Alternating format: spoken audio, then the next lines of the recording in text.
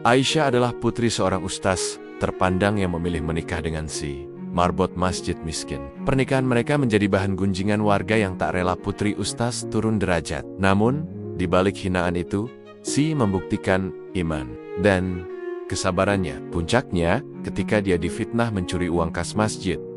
Dengan sabar, si membersihkan namanya. Setahun setelah pernikahan, semua orang menyadari kemuliaan seseorang tak diukur harta, tetapi keikhlasan hati. Hujan rintik sore itu membasahi halaman Masjid Al-Huda, masjid tua di kampung tempat Aisyah lahir dan tumbuh. Di beranda masjid, beberapa orang duduk berdesakan. Berbicara pelan namun nadanya jelas sekali menusuk telinga siapapun yang mendengar. "Masak iya, anak Ustaz Karim nikah sama marbot?" bisik seorang ibu yang kerudungnya setengah terlepas karena terburu-buru datang. "Iya, Bu. Katanya nikahnya mendadak, nggak pakai pesta segala." Ya Allah, padahal bisa dapat ustadz muda yang kaya. Malah milih Zi, tukang sapu masjid. Yang lain menutup mulutnya sambil menahan tawa kecil di dalam masjid. Aisyah duduk bersimpuh di depan ayahnya.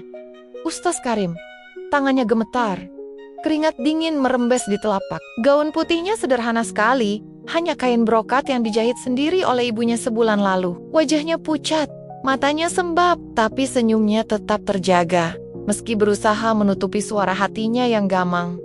Sai duduk tak jauh dari situ. Sarungnya rapi, kemeja putih polosnya terlihat pas di badan. Kopiah hitam yang dipakainya tampak sudah pudar warnanya.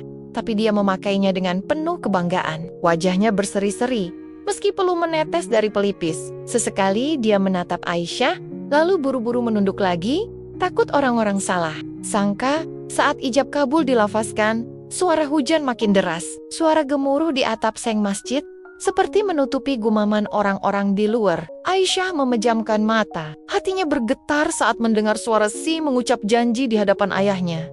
"Saya terima nikahnya Aisyah binti Karim dengan mas kawin seperangkat alat salat tunai," suara Si tegas. Tapi di ujungnya terdengar bergetar. Semua saksi mengangguk. Suara sah bergema. Di luar, bisik-bisik semakin riuh. Selepas akad, tak ada pesta besar, hanya tumpeng sederhana di serambi masjid. Beberapa ibu sibuk membungkus nasi untuk dibawa pulang sabajian piropura, memuji sambil menatap Aisyah dengan mata penuh tanda tanya. Aisyah tersenyum, meski perutnya perih menahan getir. Malam itu, Sai menggandeng tangan Aisyah keluar masjid. Hujan sudah reda, tapi jalanan becek. Langkah mereka pelan, menembus gelap kampung. Rumah baru mereka tak jauh, hanya rumah kayu kecil peninggalan orang tua Zi. Catnya sudah terkelupas di sana-sini. Pagar kayunya reot, tapi di terasnya lampu. Gantung kuning temara memancarkan kehangatan. Begitu pintu dibuka, aroma kayu basah dan karpet lusuh langsung menyambut. Aisyah menatap sekeliling. Ada satu lemari tua, satu ranjang kayu dengan kasur tipis, dan rak buku kecil berisi beberapa kitab usang. "Maaf, rumahnya cuma begini." Ya, Si menatap istrinya penuh rasa bersalah. Aisyah menoleh, tersenyum tipis. "Aku nggak butuh istana kok, Zai. Aku cuma butuh kamu sabar sama aku." Zai tertawa pelan, menahan air mata. Mereka saling bertatapan. Tidak ada lilin romantis, tidak ada ranjang empuk. Hanya suara jangkrik dan hembusan angin malam yang jadi saksi. Seminggu berlalu, sejak akad, kehidupan rumah tangga mereka berjalan pelan. Pagi-pagi, Si sudah berangkat ke masjid, menyapu halaman, mengepel lantai, menyiapkan air wudhu. Esok kadang ikut membawakan termos teh. Beberapa jemaah lewat pura-pura tak melihat. Beberapa lagi berbisik keras-keras. "Itu anak ustaz ya? Kasihan amat, pagi-pagi bawa termos, kayak pembantu." Aisyah pura-pura tuli. Si menatapnya dari jauh, melempar senyum yang berusaha menguatkan. Kadang Aisyah balas senyum, kadang dia hanya menunduk menahan malu. Saat pulang ke rumah, Aisyah memandangi jemuran mereka yang cuma berisi beberapa potong baju pudar. Kadang dia duduk di beranda, menatap jalan kampung yang sepi. Sesekali teman lamanya datang, tapi hanya untuk menanyakan hal sama. "Kok kamu tega banget, Syah? Kamu kan bisa nikah sama siapa aja." Kalimat itu terus terngiang di telinga Aisyah setiap malam. Si selalu pulang sore dengan baju basah keringat, bau tanah dan debu menempel di lengannya. Tapi dia selalu tersenyum. Suatu malam, Aisyah tak kuasa lagi menahan. Di atas sajadah yang usang, Dia menangis. Si baru saja pulang dari masjid.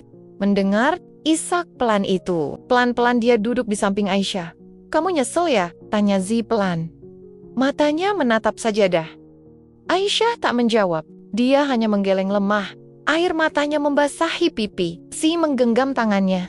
"Kalau kamu mau pergi, pergi aja. Aku gak akan marah. Aku cuma pengen kamu bahagia." Aisyah mendongak. Menatap Zi dengan mata sembab. "Jangan pernah ngomong gitu lagi, Zai. Aku gak nyesel. Aku cuma capek." Si menarik napas panjang. Dilusnya punggung tangan Aisyah. "Aku janji. Ya, aku bakal bikin kamu bangga. Aku gak punya apa-apa. Tapi aku punya doa." Aisyah tersenyum dalam tangis. Malam itu mereka saling menggenggam jemari di bawah temaram lampu minyak. Tak ada janji muluk, hanya sepasang hati yang berusaha saling menguatkan di antara cibiran dunia. Hari-hari berlalu. Cibiran belum juga reda, tapi Zai tetap sama. Bangun sebelum subuh, membersihkan masjid, menggayar anak-anak, ngaji gratis di Serambi. Saya mulai ikut membantu, meski masih sering mendengar suara-suara sumbang di belakang punggungnya. Kasihan, hidup di rumah reyot gitu, punya mertua ustadz besar, kok malah inggemis-inggemis jadi marbot? Setiap kata itu bagai pisau, tapi disela pedihnya. Aisyah melihat Si tak pernah mengeluh. Setiap sujud Si, setiap tasbihnya, selalu terdengar lirih. "Ya Allah, cukupkanlah aku, agar aku bisa menjaga Aisyah." Kadang, Aisyah terbangun tengah malam. Dia melihat Si masih di atas sajadah.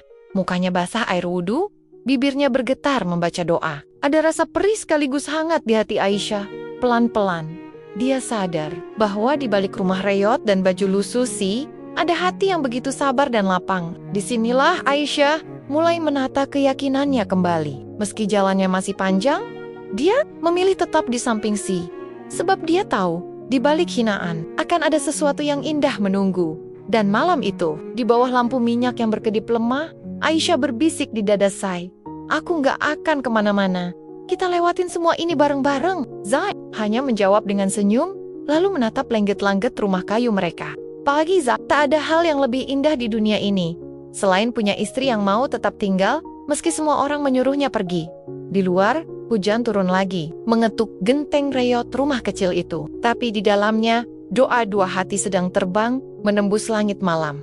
1 tahun sudah berlalu sejak Aisyah mengucap janji di hadapan ayahnya. Waktu berjalan pelan, seperti air hujan yang menetes satu-satu di atap seng rumah mereka. Tiap tetesnya seperti menghapus sedikit demi sedikit luka-luka kecil di hati Aisyah. Tapi, bukan berarti badai sudah berlalu. Cibiran masih sering mampir, walau nadanya mulai pelan. Orang-orang kini lebih suka berbisik di pojok warung kopi atau di teras musala selepas salat maghrib.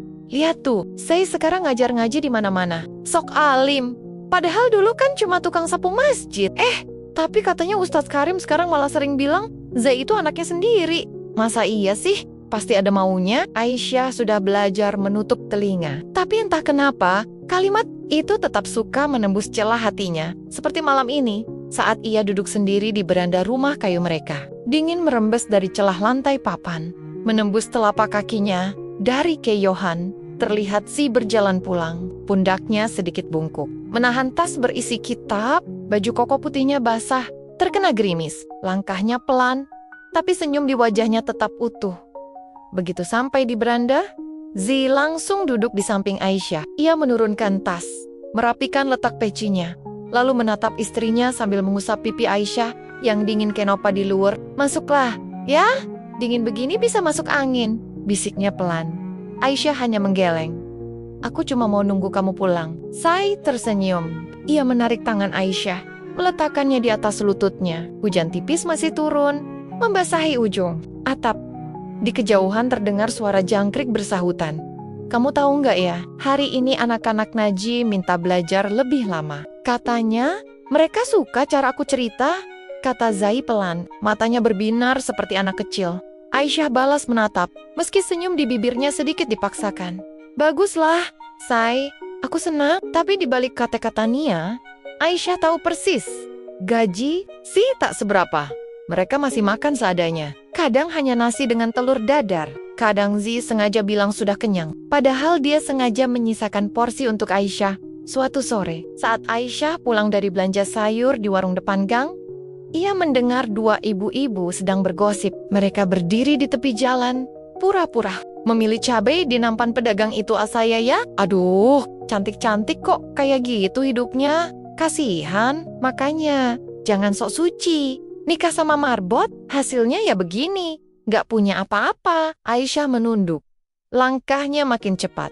Di dalam dadanya ada sesuatu yang panas. Sampai di rumah, ia langsung meletakkan sayur di dapur, lalu menatap wajahnya di cermin. Rambutnya sudah sedikit kusut, wajahnya pucat, matanya berkokeh-kokah. Dalam hati, dia ingin marah, bukan pada tapi pada dirinya sendiri. Kenapa dia masih saja peduli pada omongan orang? Bukankah sejak awal dia sudah siap? Malam itu, hujan turun deras. Duduk di ruang tamu kecil, menulisi papan tulis dengan kapur. Besok dia berencana mengajar anak-anak ngaji di musala sebelah. Aisyah berdiri di belakangnya, memperhatikan punggung yang basah keringat. Panggilnya lirih. Menoleh, tersenyum. Apa kamu gak capek? Kamu kerja dari pagi, ngajarin anak-anak, kadang gak dibayar. Hanya tertawa pelan. Aku gak nyari bayarannya. Ya, kalau anak-anak bisa baca Quran, itu cukup buat aku. Aisyah menarik napas panjang. Matanya panas. Tapi aku capek, Zai. Aku capek dengar orang ngomongin kita. Zai terdiam. Kapur di tangannya jatuh ke lantai. Hujan di luar terdengar makin deras, seolah memukul-mukul atap rumah reot mereka. Kamu, Naisel, tanya pelan. Suaranya nyaris tenggelam oleh suara hujan.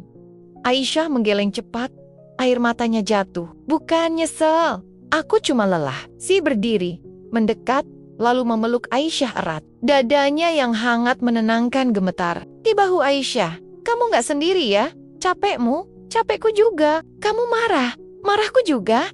Kamu malu, aku yang minta maaf. Aisyah membenamkan wajah di dada Zai, menangis sejadi-jadinya. Untuk pertama kalinya sejak menikah, Aisyah merasa benar-benar rapuh. Semua topeng kuatnya runtuh di dada Zaidon di Sicilat. Puncak luka mereka malam itu, sekaligus awal dari sembuhnya hati beberapa bulan setelah malam hujan itu. Pelan-pelan keadaan berubah. Tanpa mereka sadari, cerita sebagai Marbot yang tulus mulai terdengar ke kampung sebelah.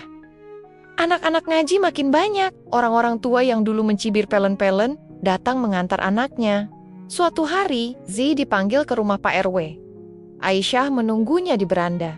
Jantungnya berdegup kencang. Zai pulang dengan wajah yang tak bisa menyembunyikan haru. Ayah mau ngapain manggil kamu, Zai? Tanya Aisyah cepat-cepat. Duduk di tangga kayu, menatap istrinya dengan mata berkokeh-kokaka. Kata Pak RW, musala mau direnovasi. Mereka mau aku jadi pengurusnya. Dan, katanya, honor ngajiku dinaikkan. Aisyah menutup mulutnya. Air matanya jatuh lagi. Tapi kali ini bukan air mata getir, melainkan lega. Doa Zai perlahan dijawab. Tak berhenti di situ. Beberapa jamaah mulai mengundang Zai untuk ceramah kecil di rumah-rumah. Honor memang tak seberapa, tapi cukup untuk beli beras dan sepasang baju baru buat Aisyah. Orang-orang mulai melihat bukan lagi sekadar Marbot miskin, tapi orang yang sabar, jujur dan istiqomah. Setahun berlalu, tepat di ulang tahun pernikahan mereka, Masjid Al-Huda mengadakan pengajian besar. Ustaz Karim datang, berdiri di samping dan Aisyah. Di hadapan ratusan jamaah, Ustadz Karim menatap menantunya sambil tersenyum bangga.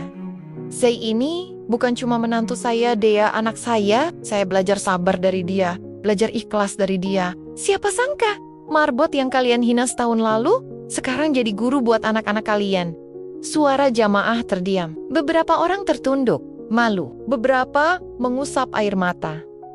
Aisyah berdiri di samping menggenggam tangannya erat. Saat matanya menyapu orang-orang yang dulu mengejek, ia tak lagi merasa perih. Hatinya tenang. Di sisinya, Zai menatap ke langit-langit masjid. Bibirnya bergetar melafalkan syukur. Hujan kembali turun sore itu. Tapi hujan kali ini bukan membawa luka, melainkan membasuh sisa-sisa prasangka. Seolah Tuhan membisikkan bahwa di balik hinaan selalu ada hadiah bagi hati yang sabar.